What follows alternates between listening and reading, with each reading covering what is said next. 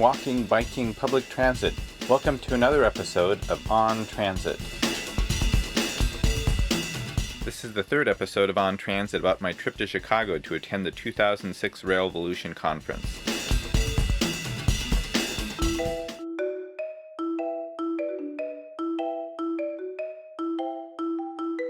Railvolution is an annual conference dedicated to building livable communities through transit. I stayed at my sister's place on the south side of Chicago during the conference and rode transit into the center of the city to attend the sessions. Conference attendees were issued a Chicago Transit Authority pass for getting around the city. From my sister's place, I could take either a CTA express bus or a Metro commuter train. I could ride the bus with a pass, but I would have to pay for the train. On the first day of the conference, I took the bus and got to the conference much later than I hoped. On the other 2 days, I took the train in and got there much earlier. Then I'd take the bus home in the evening and use the pass for that. I caught the trains heading into the city on a Metro platform that overlooked the neo-Gothic buildings of the University of Chicago campus.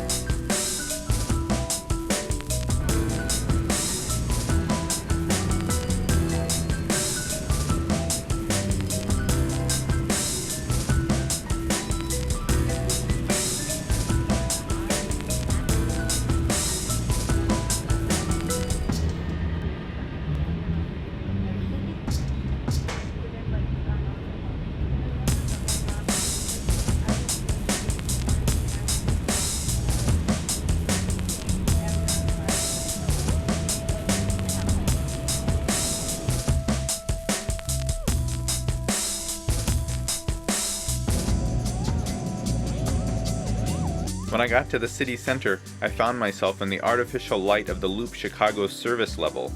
This is a whole underground world. Trucks run and unload down here, saving their impact from the streets and sidewalk above. Back at street level, I looked up. The fog was so thick that I could very well expect there to be another city level yet above this one, just over the clouds. That level, not a service level, but maybe a wish fulfillment level, could have its own network of streets and structures, all as pedestrian-friendly as you would expect in any place but the places we have built to live in for ourselves. Cars would never make it up there, over the rainbow. They'd fall right through the clouds. You'd have more time to think deep thoughts because you wouldn't have to worry about getting hit by a car. A falling house maybe, but nobody would ever get it in their head to use a house for commuting, would they?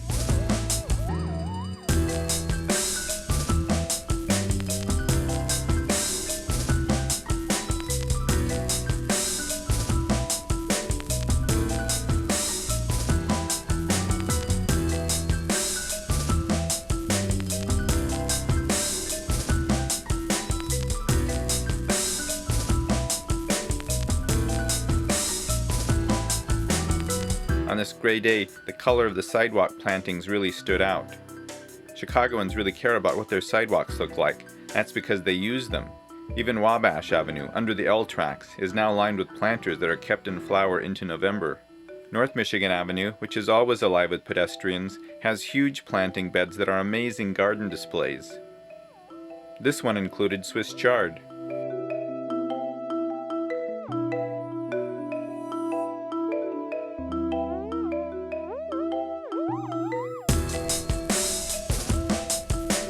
The strange heavy sky of my morning walk put me in the mood for something. I wasn't sure what, but then I heard this guy talk. His name is Jan Gell, and he is a professor at the School of Architecture at the Royal Danish Academy of Fine Arts in Copenhagen. All cities I know of, they have an excellent traffic department, and they have lots of data concerning the traffic, how many cars went out and went back, and parking lot, the whole hula hoop. It is a great problem that no city in the world has a department for pedestrians and public life. It is also a great problem that we don't know anything about how our cities are being used. It's very, very seldom that we have qualified data about how many pedestrians are there, What are the problems for the pedestrians? What is the public life in this city? How much joy is there in this city? That means that whenever there is a planning, there's no one really who knows nothing about the public life, public spaces, public real. It is one of the things I want to say to you today, that we have to take people and people's use of our cities just as serious as we take the public transportation and as we take the ever-present cars. These are 4 shots from Main Street, Copenhagen. 100 years ago, everybody was out there to earn their living.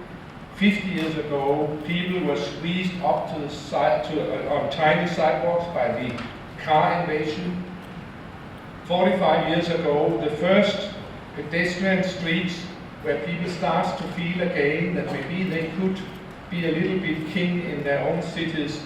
And then the year 2000, where we see that public life becomes more and more recreational, and there's more and more cultural events, and the cities are used more and more as meeting place and as a joyful place for people to meet their society and unfold together with other people. We actually came together in cities many thousand years ago in order that we could meet face to face and develop our culture. Public space was the place where the meeting always took place. It still does. The car invasion started in Europe in 1955, in the afternoon, by the way. And that was 10 years after the Second World War. The cars really started to stream into our communities in great numbers. In the history of city planning, there's been, in the previous centuries, a number of greater events. And one of them was, of course, the modernism, which come out with this new notion that you must never put residences and workplaces and recreation and transportation together, always separate. This is 50 years later in Scandinavia. You can see it in Singapore, you can see it in China, you can see it all over. This modernistic way of building.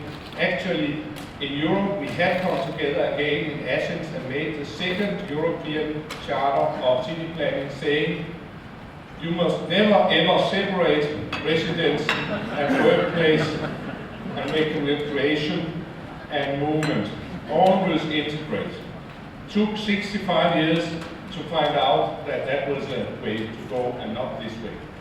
Actually, the modernist planning principles were the most effective I can ever think of if you want to chase people away from public spaces. Just do what the modernists say. At the same time, we had the invasion of the car. They came on the other side, so the planners squeezed people away and the rest of the people were squeezed out by the cars. Now people want to get away from the underpopulated suburbs and the boring living conditions and the privatized lives, and they seek out places where the major attraction are not trees and birds, but trees, birds and people, so that they can see what's going on in society. For every time a person goes to a park in Europe, in the cities we have found out, 5 persons go to one of the public spaces and sit down there. There is a democratic dimension and a dimension of open city. So we deem that public realm is very important for good, healthy democracy. Of course, in the public realm, there's also this right to address your fellow citizens with the troubles you think they should be addressed with. This is an important outlet. I find it appalling to see things like this one in Atlanta airport, where the free speech in this privatized world has been reduced to 1 square meter in a corner, where for court order this is set aside for democracy, so that democracy can unfold fully here on 1 square meter, not condoned by either the city or the Atlanta airport. You see this many places in the States. If you make cities which are lively, which people use, they also are picked up as much more friendly and as much more safe. If you see places with nobody in them, you start to be suspicious.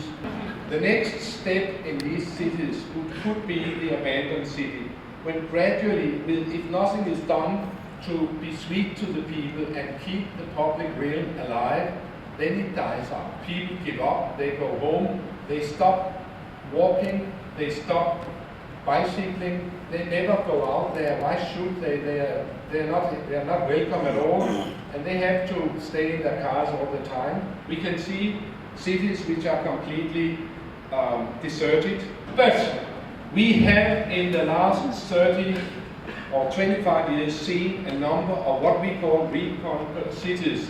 That are cities where somebody have put down their feet and say, hey, the city is for meeting, market and moving. And we cannot accept that moving becomes the only reason for city, because we are not here to make sure that the cars are happy, we are here to make sure that the city functions. And what is characteristic of these cities is that they have shown a willingness to put constraints to the vehicular traffic, to the unlimited vehicular traffic, and they have realized that public life and public realm is a commodity of great value in a democratic society. I'll tell you something about imitation. We know a lot about this by now. We know for sure that if we invite more cars, there will be more traffic. If we make wider roads or more roads and more parking spaces, 10 years later, or maybe 2 years later, we will have more traffic. This is the only overpass we ever built that actually reduces traffic. What happens if we reduce the roads? In 1989, earthquake in Embarcadero cracked and was close to traffic. San Francisco would die overnight because that was the bloodline to San Francisco. Before they got anything done with Embarcadero, they found San Francisco did not die, was healthy and whatever. They realized they didn't need the Embarcadero, and they closed the Embarcadero and made a boulevard with 2 streetcars. They got so happy in San Francisco that now they are taking down freeways which are not cracked by earthquake. What happens if you improve substantially the public transportation? It is no wonder no more that if you improve public transportation, really make a good offer, you will find that 5 or 10 years later many more people use that. What happens if you do a lot for the bicycles? Oh my dear, you will get more bicyclism. That should not be a great surprise either. In Copenhagen, after the oil crisis in the 70s, everything has been done to make bicycling, to invite people to bicycle as much as possible. Actually, in the city of Copenhagen, we have a policy saying that we shall do everything to invite walking and bicycling as much as possible, because that's good for environment, that's good for the money, or for the economy, for the personal economy, that's good for your health, and that's good for greening effect, and you name it, it's just good. So they decided in the 70s to do everything. They took most of the space from the cars. They took away parking lots, parking spaces, they took away lanes, and they have now a citywide, a really door-to-door network all over the city of proper bicycle lanes with curb here and curb there. The green light for the bicycles come out 6 seconds before the green light for the cars, so the bicycles are safely halfway across the intersection before the cars start. A number of things have been done, and what has happened, we have seen in the last 15 years a doubling of the bicycling in the city, and we have seen a gradual changing of the modal split. So now in Copenhagen, 36% go to work on bicycles, 33% use public transportation, and 23% use car, making Copenhagen the major million city in the Western world with the least traffic of cars of all of them. What happens if you make better conditions for people in the cities? Oh, we should not be surprised now to find that if you widen Champs-Élysées from 12 meters of sidewalk to 24 meters of sidewalk, next year or a few years later you have twice as many people on Champs-Élysées.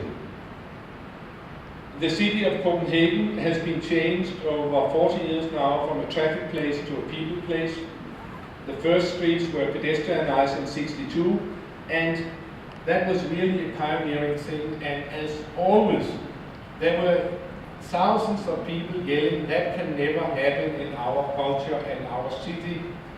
It's too cold, and we are not Italians, we are Danes, we will never walk in Denmark, and furthermore, we love our Volkswagen so much that we will never leave it. So the street was closed anyway, and next day they were walking. Because the moment they could see the invitation and the opportunities offered, they suddenly thought they could leave the Volkswagen for a moment and start to try out. Now the Danes are more Italian than the Italians. We had in Copenhagen 18 squares, all filled with parked cars in the 50s and early 60s. Every one of them have been emptied.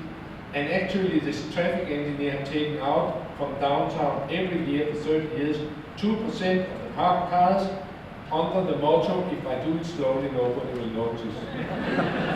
But there's another interesting thing here, that at the same time the quality of the city has been stepped up. So even if it was a bit more complicated to get there by car, then it was easier to get there by bicycle and by public transportation, and there was much more reason to go there. So all the time when this is going on, the life in the city has flourished and more people have used the city center. There are many more people now walking in the city. There are 4 times more people who spend time in the city on a summer day. And we've seen all these Danes who are not Italians changing their habits. When all this started, we were told we could have no sidewalk cafes in Denmark because it was too cold. And first they came out in May, and then they went back in August. Now they come out in March and go in by Christmas, and some stay out all year. So in 40 years, winter has been reduced to 2 months and 3 days. So what we learned from Copenhagen and many other cities where they have started to take people and public rail seriously is that if public space of good qualities are provided, if the invitation is provided, people will eagerly use them because we live in this more and more privatized life, private house, private office, private everything, and also we live in boring suburbs, we live more and more scattered, and we have less and less access to meet our fellow citizens. These cities provide that. Such fairy tales does not apply to cities in the New World. We are different here. But let me invite you to Melbourne. Melbourne looks just like another city in the New World, 3 million inhabitants. This is the city center with the office towers. You know how such things are. Melbourne was famous as being extraordinarily dull and sleepy. In the 1980s, they had this an article saying it's empty and use the city center, and further down the article you can find that they call Melbourne the donut. In Melbourne they realized that it is a natural need in a metropolitan society to have a heart, to have a place where we meet, to have a place we can be proud about, to have a place where people will come on Sundays and enjoy, where culture can unfold. So they decided that the donut was not good enough. They started in the mid-80s. In the early 90s, I got involved, made a study of, we made a survey like we done in Copenhagen, many other places. How is this city working? How is this, people use this city? And then we can make recommendations how we could improve the quality of this city. And then they invited me back 2 years ago and made a new study. And we found some amazing things had happened in just 10 years. They have this policy like in Copenhagen. In Melbourne, it's a city of streets, and we walk in Melbourne. But if we are to walk in Melbourne, we should have high quality environments to walk on, so you really feel the invitation. They have made new squares, they have wider sidewalks, they have granite pavings, they have high quality street furniture, they have extended and modernized their streetcar system, and it's really a pleasure to walk, and they really have signalized you are very welcome and we expect you to walk. They see the city as a potential gallery for contemporary art. They have permanent art, they have temporary art. There's always things happening. And they have a very strong sustainability and transport policy. They green the city by putting 500 new trees in per year, and these are just shots made with 10 years intervals. The pedestrian traffic at ordinary weekdays are 40% higher than 10 years ago. We have found that in the evening there are twice as many pedestrians walking, and the number of people sitting and attending cafes, whatever, have stepped up by 4 times. So here we have Melbourne. It looks like any city in the New World. But when you come down at eye level on the boulevards in Melbourne, it has a distinct flavor of, oh yeah, Paris. It is by far the nicest city in Australia. All economic factors are up. There are more jobs, there are more turnover, there are higher real estate values, there are less tax. The percentage of real estate tax has gone down substantially. So on all the economic factors, Melbourne is doing much better. Plus, it's become a wonderful city.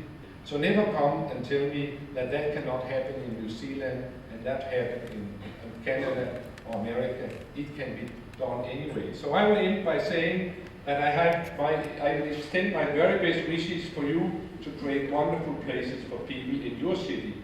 When the Australians can do it, you can.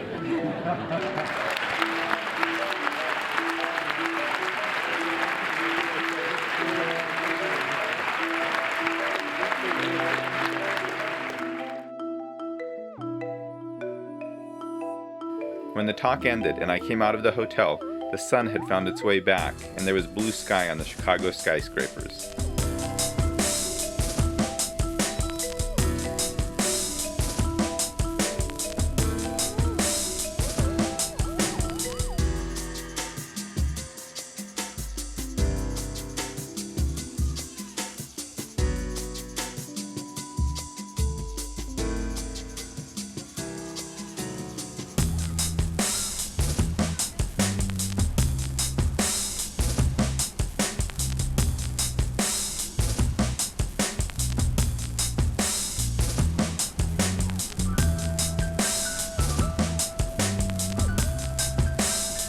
I caught a bus that took me to Midway Airport. Although I would rather have taken the train home, the Keith Haring panels on the walk from the transit center to the Midway Terminal building always make my day.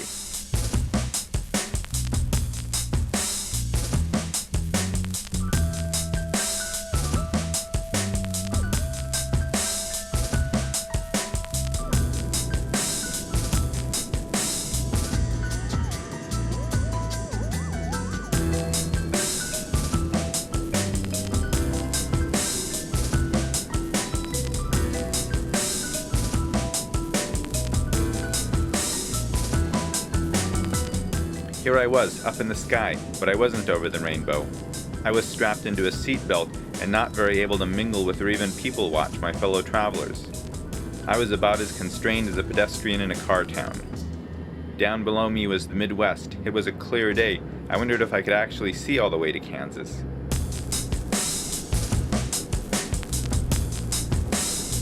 Do we Midwesterners have the guts to do what Melbourne did, what Copenhagen did, to make a city that serves its people rather than its cars?